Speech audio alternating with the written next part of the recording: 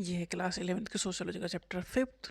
इसमें टॉपिक है research method in sociology. मतलब कौन सा हम मेथड यूज़, कैसे हम मेथड यूज़ चूज़ करते हैं कि सोशियोलॉजी में रिसर्च के लिए कौन सा मेथड अप्लाई करना है।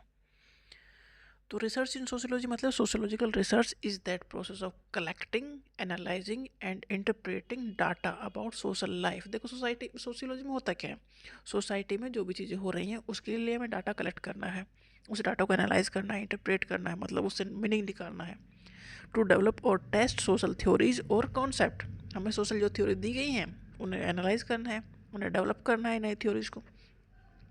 मतलब सोसाइटी की जो भी चीज़ें हो रही हैं उन्हें स्टडी करने के लिए, उनसे फैक्ट निकालने के लिए हम डाटा कलेक्ट करते हैं सोसाइटी से, एनालाइज करते हैं, उस डाटा का इंटरप्रेट करते हैं, तब हम कोई थ्योरी बनाते हैं, थ्योरी को, कॉन्सेप्ट को डेवलप करते हैं।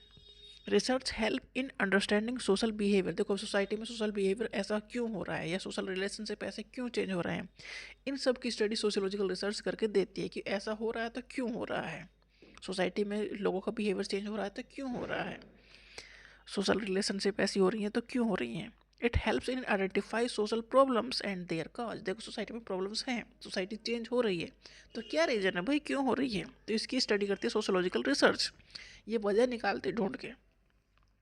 सोशल रिसर्च प्रोवाइड करती है सॉल्यूशन फॉर सोशल इशू। देखो हमने प्रॉब्लम ढूंढ ली, अब उसका सॉल्यूशन भी ढूंढना है, तो ये रिसर्च से हम सॉल्यूशन भी ढूंढते हैं कि ऐसा क्यों है। तो कौन कौन से स्टेप्स इसमें इन्वॉल्व हैं सोशियोलॉजिकल रिसर्च में, किस मतलब वन बाय वन, एक सीडी का पहला कदम क्या है सोशियोलॉजिकल रिसर्च में। पहले तो यही है कि हमें रिसर्च क्यों करनी है, मतलब क्या दिक्कत है, तो आइडेंटिफाई करना है हमें रिसर्च प्रॉब्लम। जैसे कि अनएम्प्लॉयमेंट है, क्यों है, गरीबी है, क्यों है, मतलब कोई भी ऐसा इशू हमें फाइंड आउट करना है कि ये इशू है, इस पे हमें रिसर्च करनी है। तो पहले काम तो यही करना है, select a social problem to study and problem should be clear, specific and researchable. देखो हमने दिक्कत जो है ढूंढ ली, प्रॉब्लम ढूंढ ली कि इसके ऊपर स्टडी करनी है, तो वो हमें क्लियर कट पता हो कि भाई ये एक है, इसके ऊपर ढूंढना है, क्लियर कट हो, स्पेसिफिक हो, रिसर्चेबल हो। हम क्या पढ़ रहे हैं, सोशियोलॉजिकल रिसर्च में कौन कौन से स्टेप इन्वॉल्व होते हैं। तो पहला स्टेप तो ये है कि रिसर्च किस टॉपिक पे करनी है, तो वो हमें क्लियर कट पता हो।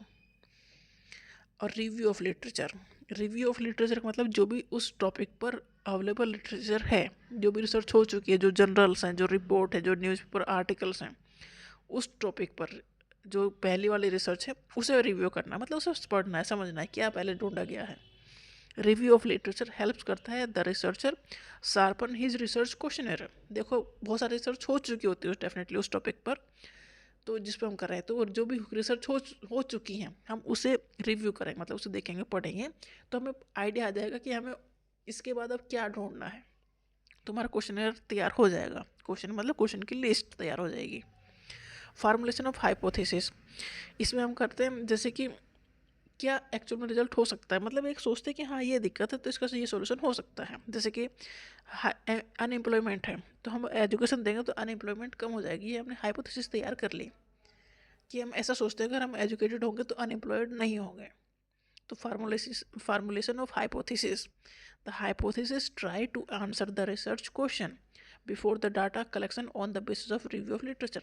हाइपोथेसिस एक आइडिया दे देता है कि इसका प्रोबेबल सॉल्यूशन ये होगा।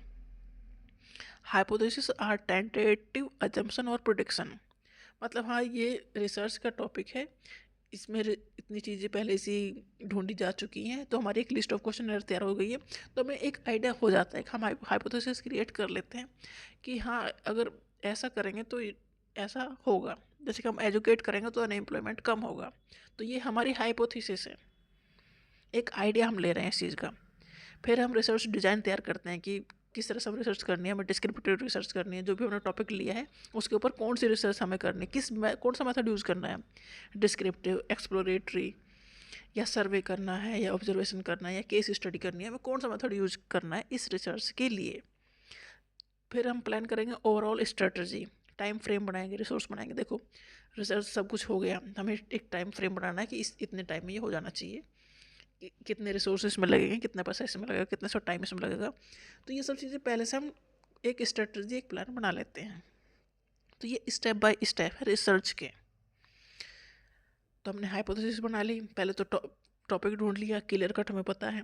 फिर लिटरेचर जो भी उस पर उस टॉपिक पर है पहले से ही पब्लिश है वो स्टडी कर लिया। फिर हमने क्वेश्चन की लिस्ट तैयार कर ली। फिर हमने एक हाइपोथेसिस क्रिएट हो गई कि ये सॉल्यूशन हो सकता है, प्रोबेबल सॉल्यूशन ये हो सकता है। फिर हमने रिसर्च डिज़ाइन ढूंढा कि कैसे हम इस टॉपिक पर रिसर्च करेंगे, मतलब कौन सा मेथड यूज़ करेंगे इस टॉपिक पर रिसर्च करने के लिए, कितने रिसोर्सेज लगेंगे। फिर सिलेक्शन ऑफ सैम्पल, अब किन के ऊपर रिसर्च करनी है ये भी, मतलब सोसाइटी में लोगों के ऊपर रिसर्च होगी ना, तो कैसे हम सैम्पल ढूंढेंगे। तो decide the population to be studied by choosing the sample by random sampling या स्ट्रेटिफाइड सैम्पलिंग, मतलब सैम्पल ढूंढेंगे किस मेथड से हमें सैम्पल ढूंढना है, अपना सैम्पल ढूंढेंगे स्टडी करने के लिए। फिर डाटा कलेक्ट करेंगे।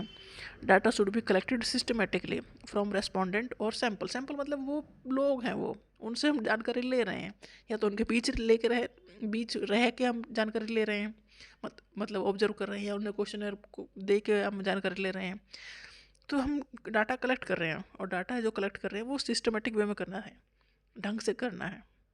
The data that is collected needs to be both valid and reliable. देखो डाटा के ऊपर सारी रिसर्च डिपेंड करती है, तो डाटा रिलायबल होना चाहिए, सही होना चाहिए, वैलिड होना चाहिए।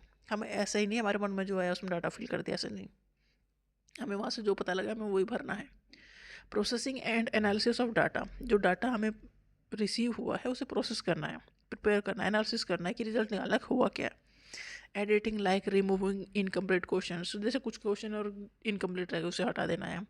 कोडिंग, जैसे कि data suitable for statistical analysis हमें करनी है, टेबल बनानी है, तो उस हिसाब से उसे सेट करना है डाटा को। उसके बाद इंटरप्रिटेशन ऑफ डाटा, हमने क्या रिजल्ट निकाला उस डाटा से। It refers to the systematic explanation of the research result in order to understand what the finding imply about the social problem under study, मतलब इस हमने स्टडी से क्या सोल्यूशन निकाला है, इस जो हमने डाटा लिया है उस डाटा का क्या मतलब है, ये है इंटरप्रिटेशन ये है। फिर है report writing and presentation. Present finding in a systematic report, अब हमें रिपोर्ट तैयार करनी है, रिपोर्ट एक सिस्टमेटिक वे में तैयार करनी है। एक पर इंट्रोडक्शन रखना है, फिर मेथडोलॉजी रखना है, फिर एनालिसिस, फिर कंक्लूजन एंड फिर सजेशन भी हमें रखने हैं। तो ये सारे मेथड हो गए रिसर्च में, स्टेप हो गए, कौन कौन से स्टेप हमें यूज़ करने हैं सोशियोलॉजिकल रिसर्च में। पहला मेथड, पहली जो स्टेप है वो है identification of research problem. Research problem को आइडेंटिफाई करना है, फिर लिटरेचर को रिव्यू करना है, फिर हाइपोथेसिस को फॉर्मुलेट करना है, फिर रिसर्च डिज़ाइन ढूंढना है कि कौन सा हमें यूज़ करना है, फिर सैम्पल जो है जिनके ऊपर स्टडी करनी है वो ढूंढना है, उनका सिलेक्शन करना है, डाटा कलेक्ट करना है, डाटा को प्रोसेस करना है, एनालिसिस करना है, और फिर इंटरप्रेट करना है डाटा को, और फिर एक रिपोर्ट तैयार करनी है। तो ये सारे स्टेप हैं रिसर्च मेथड में जो यूज होते हैं।